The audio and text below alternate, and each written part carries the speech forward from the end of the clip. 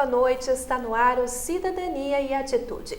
No programa de hoje nós vamos falar sobre o Brasil Sem Frestas, que usa embalagens Tetra Pak para levar conforto a famílias carentes de Passo Fundo e também de outras cidades. E eu vou conversar nesta noite com Maria Luísa Camusato, que é coordenadora do projeto. Boa noite. Boa noite. E a minha outra convidada é Ana Hilda Pimentel, voluntária. Boa noite, seja bem-vinda à TV Câmara. Boa noite. Então, eu gostaria de iniciar, Maria Luísa, explicando, então, para quem está em casa, como que surgiu, então, o Brasil Sem Frestas. Foi lá em 2009, a partir de uma tempestade, você teve, então, essa brilhante ideia. Em 2009, eu acordei às 4 da manhã, com uma chuva muito forte. E eu fiquei com muito medo. E daí eu me dei conta e disse, puxa, mas e aquelas pessoas que quando eu percorri as vilas com uma tia minha, Dona Eneida Rosa, e que eu sabia que essas casas existiam, eu fiquei pensando, como é que essas pessoas estão se virando com uma tempestade dessas, se eu no conforto da minha casa, eu estou com medo. E eu não consegui mais dormir. E eu fiquei das 4 às 6 da manhã procurando alguma solução. E, de repente, eu acho que Deus me deu aquela luzinha, sabe? Fecha com embalagem Tetra Pak, fecha com caixinha de leite. E daí eu levantei, comecei a testar, fazer testagem, porque eu sou química, então eu já tinha alguma noção das embalagens Tetra Pak e quais as vantagens dessas embalagens.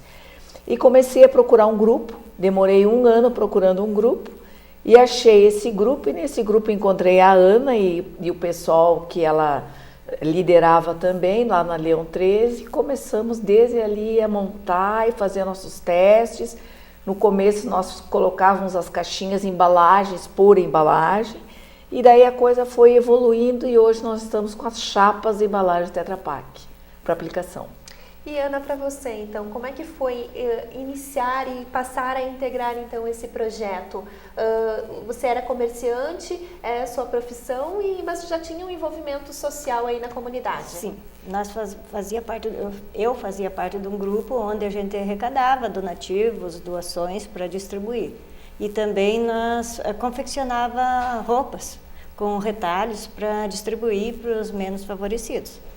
E aí, só que tinha aquele desenvolvimento que a roupa não soluciona todo o problema, que tu chega na casa não é só a roupa, é o frio que entra pela parede, entra pelo chão e que só a roupa não resolve. E tu vê a criança doente, a pessoa idosa doente, e aí a gente estava questionando isso, que a gente queria fazer algo mais.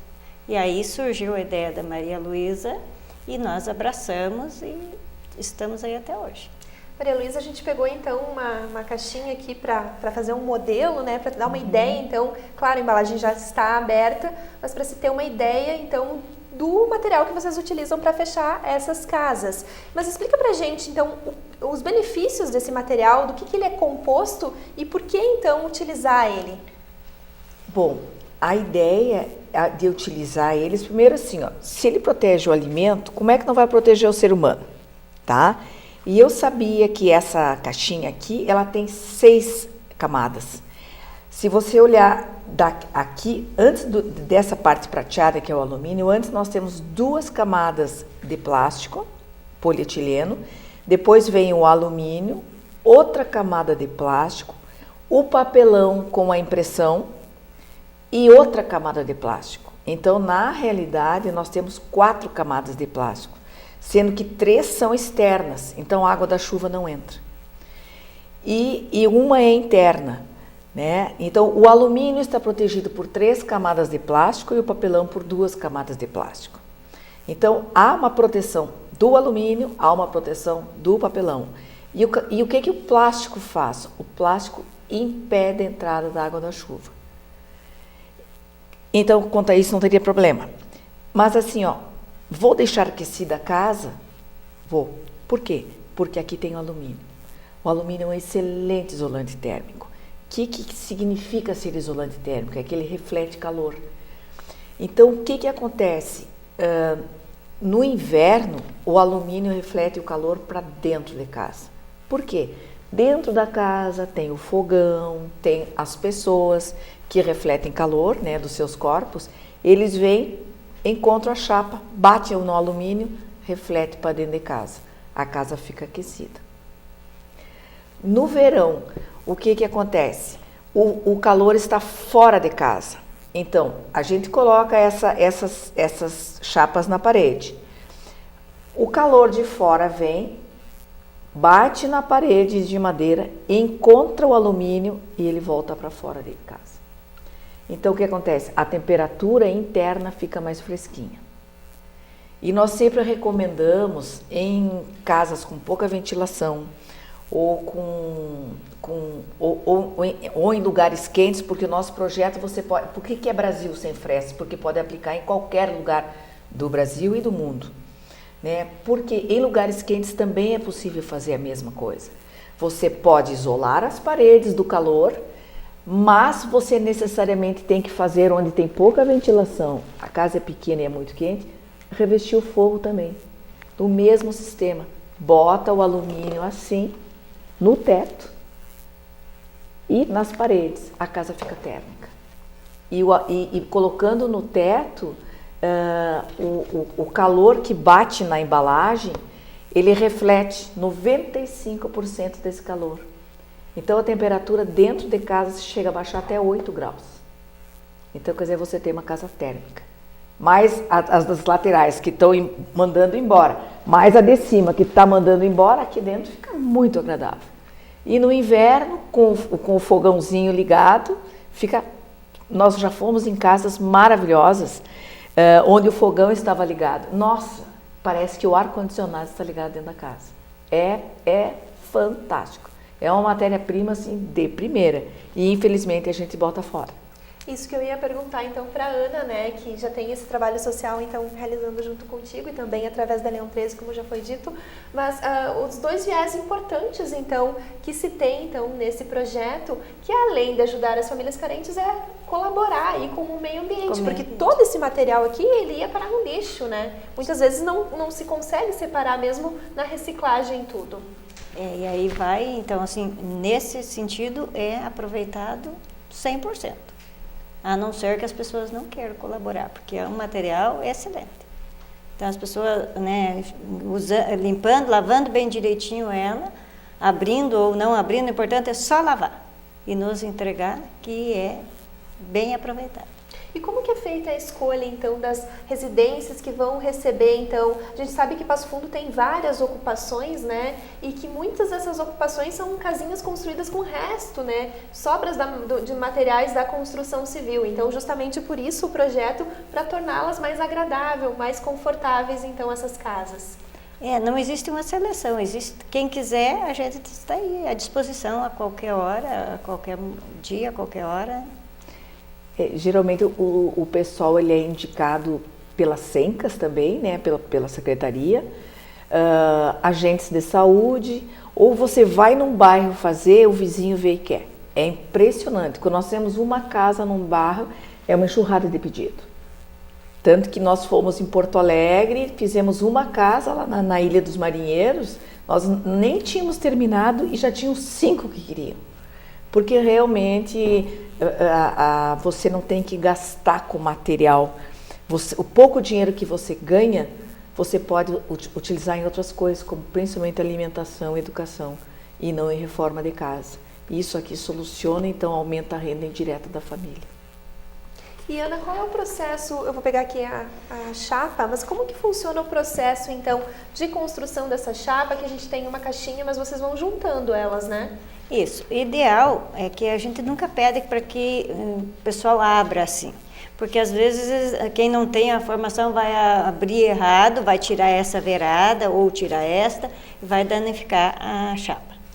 Então a gente costuma pedir somente que abra esta parte de cima, abriu essa parte de cima, nos lave bem lavadinha e nos leve. Aí o restante é conosco. Mas se as pessoas quiserem abrir para dar menos volume, então abre somente a parte de cima, depois aqui tem uma emenda, sempre nessa emenda, porque se a gente ficar sem a emenda fica meio difícil, porque daí não fica bem retinha a chapa. Então a gente quer ser bem retinho, então sempre na beiradinha eu digo, siga a risca. Seguindo as riscas da caixinha, vai ser uma boa caixinha aberta e depois que vai se tornar a chapa, que a gente vai emendar aqui 6 caixinhas e depois mais 6 que vai dar, a gente costuma dizer chapa porque de 12 caixinhas ele se torna, né, uma coisa bonita, então a gente deu o nome de uma chapa. Uhum. E esse processo é importante porque senão acaba desperdiçando as caixinhas e não dá para utilizar então na produção das chapas. Isso, daí a gente tem que passar para outro, mas sendo assim ela está 100%. Mas tem muita gente que às vezes quer ajudar e a gente fica com dó, porque daí fez toda, lavou a caixinha, e só que se tirou a verada, eu costumo dizer que isso aqui é a nossa régua. Então a gente segue esta para emendar, segue esta para emendar e esta. Uhum. Então a gente tem que ser tudo retinho, porque eu costumo dizer que naquele dia eu chego lá, hoje essa casa é minha. E como eu gostaria de morar nesta casa, 100% perfeita. Não vou lá fazer por fazer. Às vezes a gente se torna meio chato. Mas eu digo assim, se é fazer mal feito, é melhor não ir. Porque a gente tem que fazer com amor. É só os materiais, o principal é grampear a caixinha e fazer com amor. Que aquele dia eu olho lá, hoje essa casa é minha, eu quero deixar ela bem bonita. Porque se deixar feia, às vezes o pessoal acaba de pegar e arrancar. Porque tá feio, tá torto, não está agradável. Inclusive, vocês utilizam até alguns desenhos que vêm nas embalagens de suco, nas embalagens de leite, para fazer a decoração da casa também, para deixar mais bonita. Para deixar mais bonita. A gente recorta as frutinhas dos sucos e as vaquinhas também. E nós decoramos a cozinha e nós decoramos onde tem a caminha das crianças, a gente bota as vaquinhas, né? E eles adoram. Nossa, para eles é o brinquedo, sabe? E uns já começam na fase de alfabetização, então a mãe já começa a utilizar os desenhos para desenvolver. Então, assim, ó, é realmente um trabalho fantástico, né? E nós já conseguimos reciclar mais ou menos umas 7 toneladas. É difícil de calcular, mas umas 7 toneladas de embalagem Tetra Pak, sim. E essas que a Ana estava falando, que às vezes vem mal cortada ou suja, que contamina, nós direcionamos, nós não largamos a natureza. Nós mandamos para a recicladora de embalagem Tetra Pak. E daí eles mandam para a indústria, né? Então, assim, nós não desperdiçamos. Todo mundo que está nos doando, mesmo que nos doe e a gente não possa utilizar porque está fora do padrão, nós colocamos ela fora do meio ambiente. Essa é uma responsabilidade ambiental muito grande que nós temos. E esse padrão, ele não é só um padrão estético, né, Maria Luísa? Porque, na verdade, as chapas, elas têm que ser colocadas de uma forma que corra a água para que ela não entre dentro da casa. Isso. É bastante importante isso. E esse lado, que tem que estar realmente do lado do telhado, não é o lado prateado que nós colocamos para dentro de casa, que tem que estar no sentido de correr a água. É o lado que está encostado na parede, porque é na parede que a água vai correr. Tá? Então, claro, sempre vai ser em sentido do telhado, de correr, mas encostado na parede. Então, o lado estampado é que vai estar realmente correndo água. Então, esse é esse cuidado que nós temos que ter para não danificar a chapa. E é importante que as pessoas que estão nos assistindo prestem atenção nesses detalhes, são pequenos detalhes, mas que fazem toda a diferença. Até porque o grupo de vocês, ele é muito pequeno ainda, né? É bem pela pequeno. Quantidade de casa que vocês precisam estar produzindo, né? Então, quem quiser ir adiantando esse trabalho para buscar esse auxílio de vocês mais tarde é importante também. Inclusive, Ana Paula, nós temos um blog que eu resolvi mudar. Estou mudando aos poucos a maneira de informação do blog, porque antes a gente estava colocando algumas casas, o número das casas e como elas ficavam.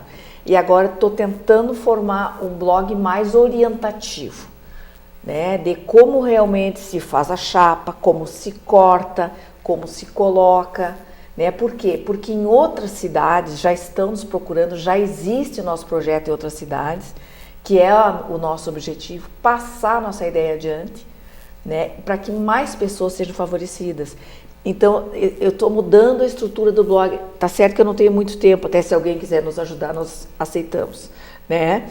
Nós queremos mudar, tornar mais orientativo para aumentar o conhecimento de como colocar, como fazer. né? Porque isso aí dá para fazer, todo mundo pode fazer, qualquer pessoa pode fazer.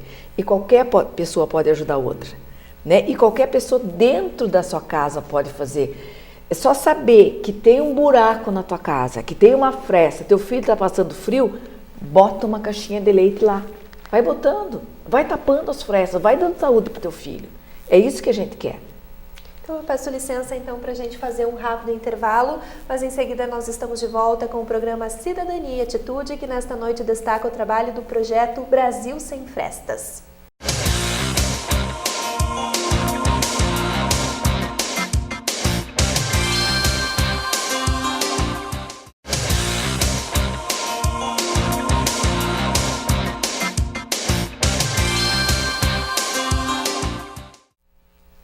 Estamos de volta com o programa Cidadania e Atitude, que hoje destaca o programa Brasil Sem Frestas. Então, Maria Luísa, eu estava falando então no início do programa, a gente contou um pouquinho como surgiu a história então desse projeto tão bacana que utiliza as embalagens recicláveis de leite e de suco para trazer então mais conforto para as famílias carentes. Eu queria que tu explicasse agora quem são os voluntários, quem são as pessoas que realmente fazem essa ideia sair do papel. Hoje mesmo eu estava pensando sobre isso. Realmente existe uma equipe importantíssima atrás desse projeto, porque cada um tem um papel importantíssimo. É o que, para começar, a sociedade que nos doa as caixas. E isso nós queremos agradecer muito à nossa sociedade pasfundense por esse apoio maciço ao nosso projeto. Então, assim, isso é uma coisa que nos emociona muito. E depois foram as pessoas que foram se chegando e que tinham mais tempo, que não... É como eu digo assim, ó, há um momento da vida da gente que nós temos que lutar muito pela nossa sobrevivência. Ainda mais um país como o nosso, onde a nossa luta diária por essa sobrevivência é bastante árdua. E depois chega um outro determinado momento que você já se aposentou, você já tem mais tempo, ou você consegue administrar melhor esse tempo. Então são essas pessoas que estão retornando a nos encontrar, a nos procurar no momento que elas já não estão nessa luta diária tão árdua que nós brasileiros temos, né? Então, nós temos mais ou menos aproximadamente 20 voluntários, tá? Que foram chegando aos pouquinhos, foram ficando, nos auxiliam também no momento, porque nós somos voluntários, não temos fontes de renda. Então, quando há necessidade de comprar alguma coisa, nós nos reunimos e fizemos um bazar. E vendemos, o nosso bazar é assim, ó, você faz o que você sabe fazer. E daí a gente convida as amigas e tal no dia e vende, junta um dinheirinho e dá para aquilo, né? E a gente vai levando assim, quando a coisa está apertando, vamos fazer um bazar de novo. Porque a gente não tem patrocínio nem nada. E não temos nem local próprio. Tanto que o local onde nós trabalhamos é um local numa casa cedida por nós, por uma família de Passo Fundo, tá? E também nas Sencas, no quartel, nós estamos tendo o local para recolhimento das caixinhas. Continua sendo nas Sencas, que às vezes o pessoal procura antigas Sencas. A antiga Sencas continua sendo no quartel, né? Porque na realidade nós não temos um local. Foi cedido pelo secretário das Sencas o quartel para nós começarmos o nosso trabalho de receber e reciclar as caixas lá. Tá? A confecção é nessa casa que nós temos emprestada. Mas agora a prefeitura saiu do quartel e nós não temos local. Então, momentaneamente estamos ainda lá no quartel, tem que entrar no segundo portão e achar aonde era a antiga fisioterapia. É a salinha ao lado da fisioterapia. Isso é uma dúvida que o nosso fornecedor de matéria-prima está tendo na hora de nos doar as caixinhas. Continua sendo lá. Quando trocar de lugar, a gente vai comunicar através dos rádios de comunicação. Estamos pleiteando um lugar melhor. Eu ia te perguntar exatamente isso. Uma das expectativas aí de vocês é de repente conseguir um local que era utilizado pelo Comitê da Cidadania, porque é um espaço bastante amplo, e daria para fazer todo o processo ali, não precisaria dividir, né? Se nós conseguirmos lá, né, Ana, vai ser assim o nosso sonho, Por quê? Porque além de nós recebermos, fabricarmos, nós poderíamos doar para as famílias as chapas.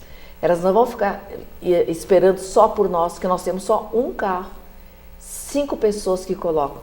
Por isso que nós não fizemos mais casas ainda, porque é um trabalho de formiguinha mesmo, né, Ana? Então, assim, ó, pelo menos a gente pode doar chapas para as famílias e a gente ensina como colocam e elas dão um jeito de ter conforto dentro da sua casa. E Ana, qual é a organização que vocês fazem, a logística aí para poder colocar então essas chapas nas casas? Vocês se reúnem nos finais de semana? Porque de repente as pessoas estão em casa e têm essa dúvida e têm o interesse de participar então do Brasil Sem Frestas, mas não sabem qual é o tempo disponível que eles têm então para se integrar ao grupo. Então, assim, ó, no grupo da Maria Luísa disse na casa ali, elas trabalham uma vez por semana. Eu que coordeno ali na antiga Sencas, que é nos fundos do antigo quartel, a parte da fisioterapia. Então, ali é todas as tardes, praticamente a gente está ali trabalhando. Mas é nos dias de semana, também nesses dias que quando solicitado a gente vai nas casas. Mas a gente já trabalhou também no final de semana, se o pessoal se reúne 3, 4, 5 pessoas e quer fazer, a gente vai no final de semana também. Então, qualquer dia é bem-vindo. Qualquer dia é bem-vindo. E são inúmeras pessoas ali, 20 pessoas, né, como vocês disseram, mas de diferentes profissões que estão integradas aí a vocês. Isso aí. Então, vai 1 hora, 2 horas, ou 1 tarde, 2 tardes, não tem limite. E Maria Luísa, então, a respeito para se integrar, como faz? Pode procurar vocês? Tem algum pré-requisito? A gente sabe que, na verdade, é só boa vontade, né? É voluntariado e, portanto, não tem horário. Se tem só 1 hora para trabalhar, é só 1 hora suficiente, para nós é ótimo. Né? Então, assim, ó, não há pré-requisito, é só ter vontade de fazer o bem. É só isso que precisa, mais nada. E eu sempre dou o telefone, no caso é o meu telefone, porque também não temos, né? É 9128 3327, entrar em contato comigo, que a gente vê dentro da disponibilidade da pessoa o que a gente pode fornecer e para que possa nos ajudar. E em média quanto tempo então leva para poder fazer então forrar toda uma casinha? Depende do tamanho da casa.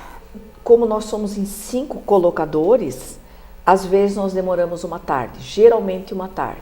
Quando ela é maior, são 2 tardes. Às vezes, dependendo da necessidade da casa, que tem que fazer o forro, vai 2 tardes tranquilo. É um processo demoradinho. Não é demorado, na realidade, porque em 1 tarde você muda a vida de uma pessoa. É como eu digo assim, é como se chegasse o caminhão, sei lá, do Faustão, se é que existe ainda, não sei, com todos os móveis dentro.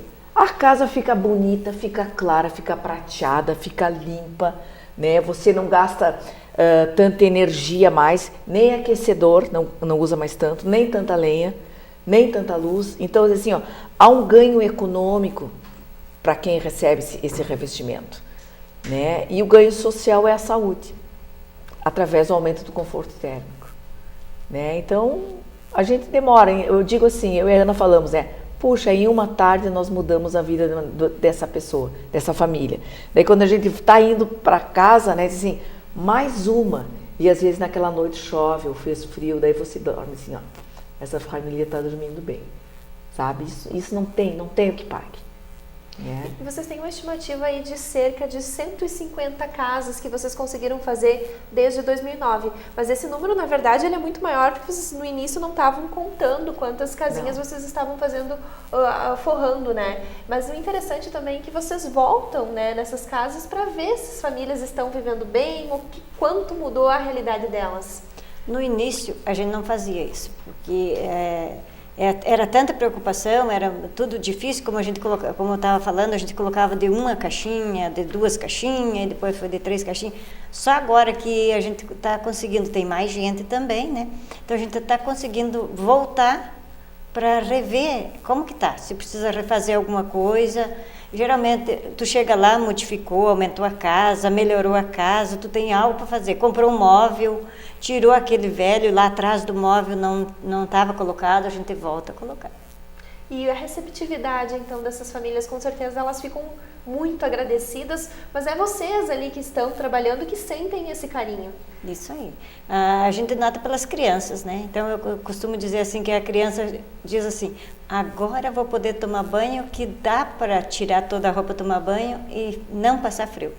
Então tu se realiza com isso. E Maria Luísa, realmente muda muito a realidade dessas famílias, porque a gente tinha uma situação que é muito comum ainda nas casas de famílias carentes, que é quando a família toda dorme junto, né, também. Então vocês têm a possibilidade de, com essas chapas, fazer divisórias na casa, tornar o ambiente saudável para a criança, trazer privacidade também para os pais.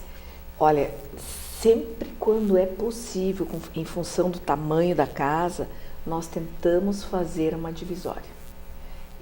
Nós temos uma preocupação bastante grande nessa separação.